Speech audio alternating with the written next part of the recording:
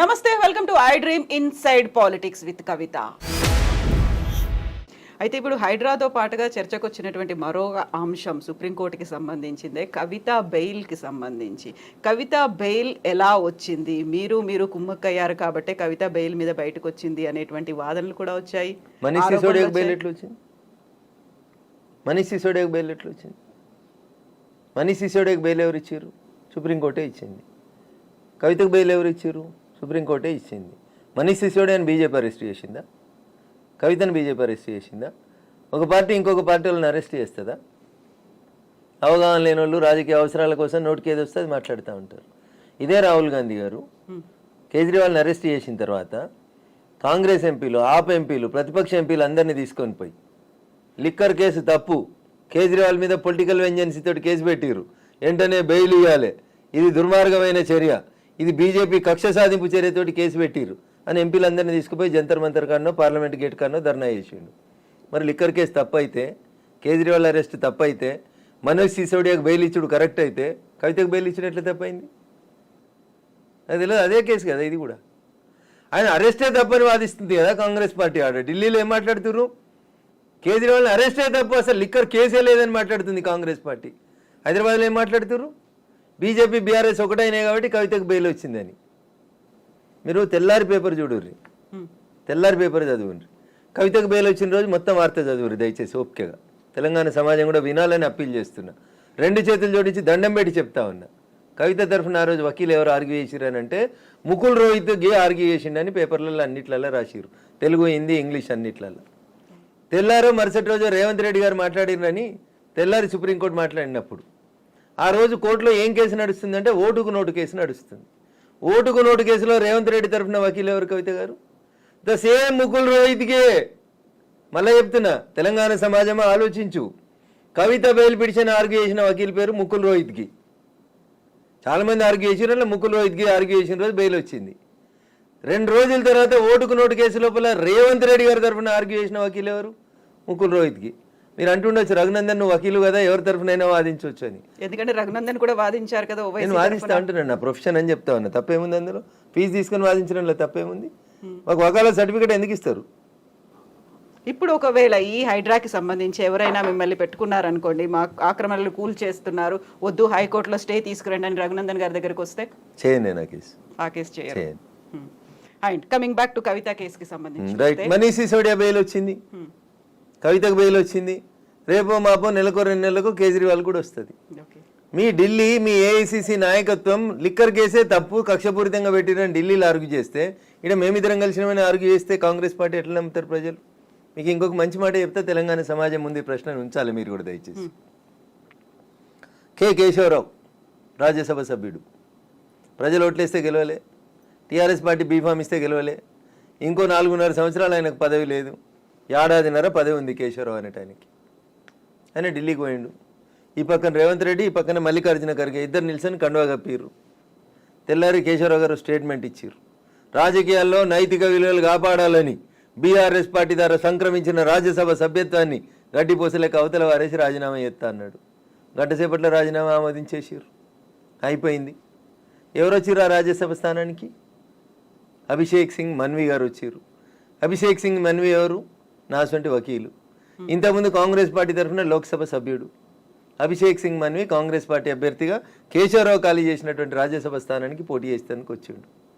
యువరాజు ఏమంటాడు రోజు పేపర్లలో, టీవీలలో? కవిత గారు మంచిగినూరి మెల్లగినూరి జనాన్ని కట్ చేసి పంపురి సమాజం. యువరాజు ఏమంటాడు?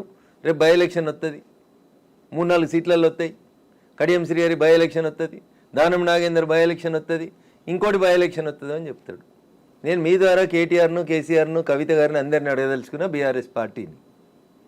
కేశవరావు గారు ఖాళీ చేసిన బీఆర్ఎస్ ఎంపీ స్థానానికి కాంగ్రెస్ పార్టీ అభిషేక్ సింగ్ మన్వీని అభ్యర్థిగా పెట్టింది. టీఆర్ఎస్ పార్టీకి టెక్నికల్గా 38 మంది ఎమ్మెల్యేలు ఉన్నారు ఈరోజు అసెంబ్లీలో.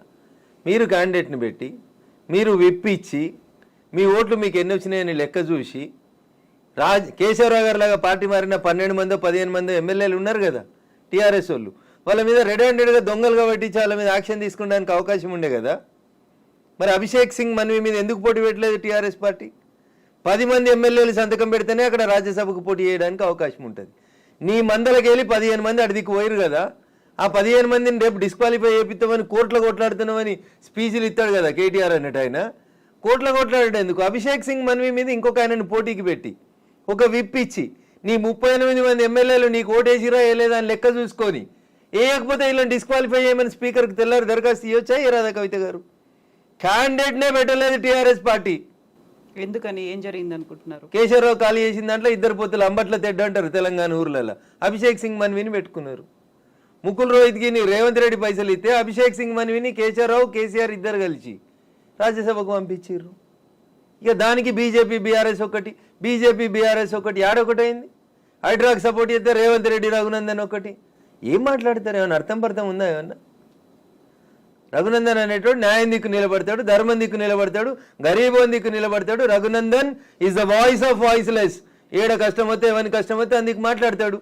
ఇండ్లు కోల్పోతున్నాను రమ్మనురి, కోకాపేటలో 25 ఎకరాలు గవర్నమెంట్కి చేత కాకపోతే లేఅవుట్ చేసి నేను కూర్చోబెడతా, ఆడ కట్టుకుందాం పారి ఇండ్లు. గీడెందుక నాకు ఈ మోరీలలో నల్లలలో చెరువులలో ఎందుకే? మంచిగా కోకాపేటలో 100 కోట్లకి ఎకరం పోయే భూమిలో కట్టుకుందాం పారి, గాడ లేఅవుట్ గీసుకుందాం పారి. రాడా రేవంత్ రెడ్డి గారికి వచ్చి మనకు పట్టాలు ఇయ్యడా? ఇక దీనికోసం కొట్లాడతాడు రఘునందన్. ఎందుకని ప్రతి దాంట్లో రాజకీయాలు ఎందుకు చూస్తున్నారు అనుకుంటున్నారు? ఇప్పుడు అభిషేక్ మను సింఘ్వీని కాంగ్రెస్ పార్టీ తెలంగాణ మీరు ఉన్నదే ప్రజాస్వామ్య దేశంలో. మీరు ఉండాలన్నా, తినాలన్నా, బతకాలన్నా, ఇంకేం చేయాలన్నా మేమే ఉండాలి రాజకీయ నాయకులు. మేము లేకపోతే మీరు ఎక్కడున్నారు? ప్రజల కొరకు ప్రజల చేత ప్రజలు ఎన్నుకునేదే ప్రజాస్వామ్యం. ఆ ప్రజాస్వామ్య దేశంలో బతుకుతుంటూ అన్నిటికీ రాజకీయం వస్తుంది. ఎందుకు వస్తుందంటే రఘునందన్ మాట్లాడిండు, బీజేపీ ఎంపీ ఇట్లా మాట్లాడిండు, ఇంకో ఎంపీ ఇట్లా మాట్లాడిండు, మీరు పెడతారు కదా బ్రేకింగ్లు, అందుకనే వస్తుంది అట్లా. మేము మాట్లాడితే రాజకీయ నాయకులం కదా. ఈ వ్యవస్థ నడిచేదే రాజకీయంతో కదా తల్లి. 4 స్తంభాలు అనుకుంటే ఆ 4 స్తంభాలలో స్తంభం మేమే కదా. మేము మాట్లాడతాం కాబట్టి రాజకీయం అంటారు దాన్ని. అట్లా ఇప్పుడు కవిత కేసులో నెక్స్ట్ ఏం జరుగుతుంది అనుకుంటున్నారు మీరు? నేను జ్యోతిష్కుని కాదు తల్లి, వకీల్ సాబ్ని. వకీల్ సాబే, వకీల్గానే చెప్పమంటున్నాను. ఆ రోజున్న వకీల్ ఎట్లా ఆర్గ్యూ చేస్తారో ఆ రోజున్న జడ్జికి ఏం అర్థమవుతుంది అనే దాన్ని బట్టి జడ్జిమెంట్ వస్తుంది. సో మీ ఎక్స్పీరియన్స్లో? నేను దాంట్లో ఎక్కడ కేసు కాగితాలు చదవలేదు. నేను కవిత తరఫున వకీల్ని కాదు, మనీష్ సిసోడియా తరఫున అంతకంటే కాదు, కేజ్రీవాల్కి అపియర్ కాలేదు. బట్ కవిత బయటకు వచ్చిన తర్వాత కూడా వినిపించినటువంటి డిఫరెంట్ వెర్షన్స్ని ముందు నుంచి అసలు ఎప్పుడు ఫాలో అవ్వలేదా ఈ కేసుని మీరు? అయినా ఎందుకు ఫాలో కాదు? అడ్వకేట్గా బరాబర్ ఫాలో అవుతారు. రాజకీయాలు ఉన్నవాడు బరాబర్ ఫాలో అవుతాయి. ఎందుకు ఫాలో కాదు? In what way I'm concerned with కవితాస్ బెయిల్. కవిత ఎవరు? లిక్కర్ కేసులో ఒక ముద్దాయి వచ్చి ఫీజు ఇచ్చి నన్ను కేసు చేయమంటే చేద్దునో చేయకపోతునో తర్వాత నాకేం అవసరం? నాకు ఎకడమిక్ ఇంట్రెస్ట్లో నేను చదివిన ఫైలు, దానికి కవిత కేసు తరఫున మాట్లాడాల్సిన అవసరం ఏముంటుంది? ఆమెకు వకీళ్ళు ఉన్నారు, రేవంత్ రెడ్డి గారు పెట్టిన ముకుల్ రోహిత్ గారు ఉన్నారు, కేశవరావు గారు పెట్టినటువంటి అభిషేక్ సింగ్ మన్వి ఉన్నాడు, కేసీఆర్ మాట్లాడుకున్న సోనియమ్మ ఉన్నది. వాళ్ళందరూ ఉన్నాక నా అవసరం ఏముంది తల్లి? బట్ మామూలుగా అబ్జర్వేషన్స్ అనేవి ఉంటాయి. ఉంది కదా, నా అబ్జర్వేషన్ నేను చెప్పిన కదా. కోర్టు బెయిల్ ఇచ్చింది సుప్రీంకోర్టు, దానికి నేను ఎందుకు కామెంట్ చేయాలి? బట్ ఆ కేసు మాత్రం ఇంకా కంటిన్యూ అవుతుంది. చార్జ్ షీట్ వేసిన తర్వాత ట్రయల్ అవుతుంది, చాలా టైం పడుతుంది. ఇప్పుడు రేవంత్ రెడ్డి గారు ఓటుకున్న ట్రయల్ అయితే లేదా? ఇది కూడా గట్లే అవుతుంది. గట్లా ఇలాగే ఏళ్ల తరబడి కొనసాగుతుంది. అట్లే అవుతుంది కదా. ఈ జడ్జిలను అడగాలి మీరు ఈ ప్రశ్న, నన్ను అడిగితే ఎట్లా? నేను ఆ కుర్చీలో కూర్చోలే. నేను జడ్జిలు చెప్పాలి అంటున్నా. ఒక్కో కేసు 10 ఏళ్ళు 20 ఏళ్ళు ఎందుకు సాగుతుందో మా గౌరవ న్యాయమూర్తులు చెప్పాలి. దేశంలో 5 కోట్ల కేసులు ఎందుకు పెండింగ్లు ఉన్నాయో గౌరవ న్యాయమూర్తులు చెప్పాలి కదా. మీకు బాధాకరమైన విషయం చెప్తా కవిత గారు. సిద్దిపేటలో ఒక ఆయనకు కేసు కన్విక్షన్ పడ్డది, పేర్లు చెప్పదు కాబట్టి చెప్తలేను. సిద్దిపేట ప్రాంతంలో ఒక ఆయనకి ఆ జిల్లా కోర్టు లైఫ్ కన్విక్షన్ ఇచ్చింది, యావజ్జీవిత కారాగార శిక్ష ఇచ్చింది. ఆయన నాసంటి వకీల్ని పెట్టుకొని హైకోర్టులో కేసు ఆర్గ్యూ చేసుకున్నాడు. హైకోర్టు కేసును కొట్టేసింది, ఆయన నిర్దోషి అని ప్రకటించేసి జడ్జిమెంట్ ఇచ్చింది. జడ్జిమెంట్ ఇస్తే ఈ జడ్జిమెంట్ కాపీ తీసుకొని కోర్టు వాళ్ళు జైలుకు పోయారు. ఈ జడ్జిమెంట్ కాపీ జైలుకు రీచ్ అయ్యే 3 రోజుల ముందు ఆయన చచ్చిపోయిండు కవిత గారు. ఎలా? ఆరోగ్యం బాగలేదు, చచ్చిపోయిండు. 6 ఏళ్ళు జైలు నుండి చచ్చిపోయిండు కవిత గారు. ఎవరు నష్టపరిహారం ఎవరిస్తారా కుటుంబానికి? కింది కోర్టు శిక్ష వేసింది, పై కోర్టు 4 రోజులలో తీర్పు చెప్తే అయిపోతుంటుండే కదా. ఈయన 6 ఏళ్ళు భార్య పిల్లలతో ఉండేటోడు కదా. 6 ఏళ్ళు ఆయన జైలు ఉన్న తర్వాత కేసీని నువ్వు జడ్జిమెంట్ ఇచ్చినావు. ఏం న్యాయం జరిగింది మీ లాట్ అని అడుగుతున్నా నేను, పేదోని గొంతుకగా. జరగాలనా వద్దా? ఆ భార్య పిల్లలు ఎవడు అడుగుతాడు? మీకు ఇంకా దరిద్రం చెప్తా. ఆయన జైలు ఉన్నప్పుడు పనిచేస్తే ఆయనకు జీతం ఇచ్చారు. ఆయన చచ్చిపోయినాక జీతం పైసలు డీడీఓ చెక్కో ఇంటికి పోయింది. ఇంటికి పోతే ఆ పోస్ట్ మ్యాన్ ఏమంటాడో తెలుసా? ఈ పేరున్న ఆయన లేడు కాబట్టి ఈ చెక్కు వాపసు పోతుంది అంటాడు. అంటే ఇప్పుడు ఈయన చచ్చిపోయినా మళ్ళీ తీసుకురావాలి నా చెక్కు కోసం. ఇది మన వ్యవస్థలో ఉన్నటువంటి లోపాలు. ఇవి వీటిని సరిదిద్దాలని ఆసంటి వాళ్ళు గొంతెత్తుతున్నాం కదా. Justice delayed is justice denied అనే మాట మనం ఎప్పటి నుంచో ఈ కేసులో ఇది ప్రత్యక్షంగా 4 రోజుల క్రితం అన్ని పేపర్లలో రిపోర్ట్ అయింది. ఒక్కరు కూడా మాట్లాడారు దీంట్లో. ఒక పేపర్ మాట్లాడేది, ఒక టీవీ ఛానల్ మాట్లాడేది. ఒక వ్యక్తి దోషి అని చెప్పి యావజ్జీవిత కారాగార శిక్ష చేసినటువంటి వ్యక్తి 6 సంవత్సరాలు జైలు ఉన్న తర్వాత ఆయన నిర్దోషి అని హైకోర్టు కేసు కొట్టేసింది. దురదృష్టం 3 రోజుల ముందు చచ్చిపోయింది ఆయన. ఆ భార్య బిడ్డలకు ఎవరు సమాధానం చెప్తారో చెప్పుర్రి. తప్పెవరిది అంటారు ఇందులో? చెప్పుర్రి, మీరే చెప్పుర్రి. నేను మీ అంత చదువుకోలేదు కదా, చెప్పుర్రి ఎవరి తప్పు. మీరే అన్నారు కదా జస్టిస్ డిలైడ్ ఈజ్ డినైడ్ అని. 6 ఏళ్ల బదులు ఈ కేసుని 6 నెలల్లో ఒకవేళ అప్పీల్ కోర్టు వినుండి ఉంటే, ఆయన నిర్దేశాన్ని అదే రోజు ప్రకటించి ఉంటే భార్య పిల్లలతో 5.5 ఏళ్ళు కలిసి ఉండేటోడు కదా. ఇట్లాంటి వాళ్ళు ఎన్ని లక్షల మంది ఉన్నారనుకుంటున్నారు దేశంలో? 5 కోట్ల కేసులు పెండింగ్ లో పెట్టింది కదా కోర్టులో. దేశంలో ఉన్నటువంటి అన్ని న్యాయస్థానాలలో 5 కోట్ల కేసులు పెండింగ్ ఉన్నాయి. నేను 2 చేతులు జోడించి మా గౌరవ న్యాయమూర్తులందరికీ కూడా మిలాడ్ అని చెప్తాం, ఓ కనబడే దేవుడా అని చెప్తాం. అయ్యా కనబడే దేవుళ్ళారా ఇట్లాంటివి డిస్పోజ్ చేయండి అంటున్నా, మాట్లాడుండ్రి అంటున్నా. మాట్లాడక మౌనమునులాగా ఉంటే, మౌనంగా ఉన్నటువంటి ఒక మేధావి యొక్క మౌనం ఈ దేశానికి దరిద్రం చేస్తుంది. అరే మీరు పెద్ద పెద్ద చదువుకున్న వాళ్ళు మిలాడ్ అంటున్నాం మేము మిమ్మల్ని. మిలాడ్ ఓ కనబడే దేవుడా అంటున్నాం. ఆ కనబడని దేవుడు న్యాయం చేస్తాడో ఏడగారు, ఈ కనబడే దేవుడిని న్యాయం చేయమని అడుగుతున్నాం కదా. చెరువులు కుంటలు కబ్జా చేసిన వాళ్ళని ఉరి తీయాలని చెప్పారు కదా జడ్జిలు. స్టే ఎట్లా ఇస్తారు, స్టేటస్కో ఎట్లా ఇస్తారు? ఇప్పుడు 5 కోట్ల కేసులు అంటే ఒక రాష్ట్ర జనాభా కంటే చాలా ఎక్కువ. అన్ని కేసులు అందులో ఉన్నారంటే అంతమంది బాధితులు కూడా ఉన్నారు, వాళ్ళ ఫ్యామిలీ. ఎన్నడన్నా మాట్లాడారు కవిత గారు ఈ దేశంలో? ఏ పేపర్ అన్న టీవీ అన్న మాట్లాడుతుంది? ఎందుకని బయటికి రావు ఇవన్నీ? అంటే కోర్టుల గురించి మాట్లాడితే ఏదో అవుతుందని భయపడతారు అట్లా. ఖచ్చితంగా కదా. ఎక్కడో ఒక్క అడుగుతోటి మొదలు పెట్టాలి. అది నేను మొదలు పెట్టాలనుకున్నా, మొదలు పెడతా ఉన్నా. మాట్లాడాలి కదా ఎవరో ఒకరు. ఈ గొంతే కదా అందాక వినబడాల్సింది కోర్టుల దాకా. అందుకనే మాట్లాడుతా ఉన్నా. చట్టం తెలిసిన ఒక వ్యక్తిగా మాట్లాడుతా ఉన్నా. శిక్ష పడితే నాకు ఒక్కరికి పడనీరు, కానీ ఎవరికైనా న్యాయం జరగాలి కదా. కోర్టు ధిక్కారం కింద వస్తుంది. ఇది కోర్టు ధిక్కారం లేదు. ఎందుకు ఎవరన్నా జడ్జిలు భయపడేది? ఎవరన్నా జడ్జిని నేను ఏమన్నా పేరు పెట్టి తిట్టినా? ఇప్పుడు వ్యక్తిగతంగా మాట్లాడినా, జడ్జిమెంట్ మీద మాట్లాడినా? మా సిద్దిపేట నా పార్లమెంట్ లో నా ఓటర్ ఒకటికి అన్యాయం జరిగింది, నేను మాట్లాడకపోతే ఎంపీ ఎవరు మాట్లాడతారు? కవిత గారు బరాబర్ నేనే మాట్లాడతా. పంపితే పంపని జైలుకి ఏమవుతుంది? పంపని తల్లి, భయపడేది ఏముంటుంది? ఇంత 5 కోట్ల కేసులు పెండింగ్ లో ఉన్నాయి అనుకున్నప్పుడు ఫాస్ట్ ట్రాక్ కోర్టులు రావాలి, ఇంకేదో రావాలి, ఫ్యామిలీ కోర్టు రావాలి. వచ్చినాయి, ఫ్యామిలీ కోర్టు వచ్చింది, ఫాస్ట్ ట్రాక్ కోర్టు వచ్చింది, అన్ని సరిపోవట్లేదా ఇవన్నీ? సో ఓపెన్ గా చట్టం తెలిసినటువంటి ఒక వ్యక్తిగా కోర్టుల గురించి ఈడ మాట్లాడడం కరెక్ట్ కాదేమో కవిత గారు. ప్లాట్ఫామ్ వచ్చినప్పుడు తప్పకుండా మాట్లాడతారు. సాధ్యమైనంత స్పీడీగా జస్టిస్ రావాలి. మీకు ఒక ఉదాహరణ చెప్తా తల్లి. ట్రంప్ అమెరికా అధ్యక్షుడు ఉన్నప్పుడు లైంగిక ఆరోపణలు వచ్చినాయి, లేదా బిల్ క్లింటన్ ఉన్నప్పుడు వచ్చినాయి అనుకోండి. అమెరికాలో ఆయన అధ్యక్షుడు ఉన్నప్పుడే ట్రయల్ అయిపోతుంది, కేసు అక్విటల్ అని అవుతుంది, కన్విక్షన్ అని అవుతుంది. ఈ దేశంలో ఒక్క కేసు అన్నట్లు అయిందా కవిత గారు? రేవంత్ రెడ్డి గారు ఓటుకు నోటు కేసు ఎప్పటి తల్లి? 2015-16. ఇలా ఏడున్నాం, 24లో ఉన్నాం. ఇంకెప్పుడు అవుతుంది అది? మీ పిల్లలు పెద్దోళ్ళ స్కూల్ కోడ్ అందే కాలేజీకి పోయినాక అవుతుంది అది. అట్లా ఈ మాట్లాడాలా వద్దా? నేను మాట్లాడొద్దా? నిజంగా మాట్లాడుతున్నాను. మరి మాట్లాడితే బాధ ఎందుకు? 100 మంది నిందితులు తప్పించుకున్న ఒక్క అమాయకుడు శిక్ష పడొద్దు అనుకున్నప్పుడు 5 కోట్ల మందిలో బోల్డ్ అంత మంది వాళ్ళ అమాయకులు అయ్యి ఉంటారు కదా, వాళ్ళ ఫ్యామిలీ మెంబర్స్ ఉంటాయి కదా, ఏళ్ల తరబడి కోర్టులో పెండింగ్లు అనేవి ఉన్నాయి అనుకున్నప్పుడు who has to pay that? Ayesha Meera case విన్నారనుకో. ఎగ్జాక్ట్లీ, అవును.